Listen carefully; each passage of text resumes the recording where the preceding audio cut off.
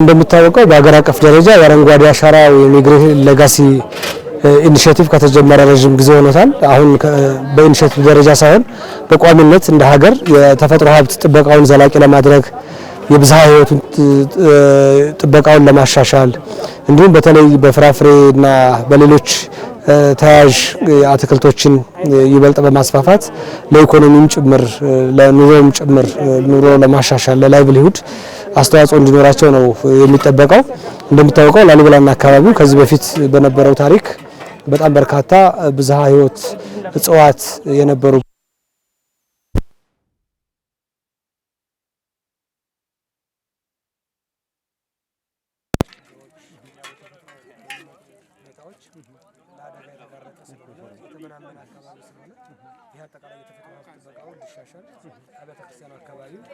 ታሪኩን የሚመጥን የቀደሙ ዛፎችን መልሶ እንዲኖር ለማድረግ ከመጎብኘት ባሻገር ተጨማሪ ይህን ኃላፊነት ለመወጣት ያካሄድ ነው። በጣም አመሰግናለሁ። መልካም። ምናልባት ከቅርሱ ጋር በተገናኘ ይሄ መተከሉ ቫልዩ ይኖረው ይሆን? ያው በዚህ አካባቢ ቅርሱ በአካባቢው የነበሩ የተለያዩ ሀገር በቀል ዛፎች እንደነበሩ በታሪክ ይነገራል።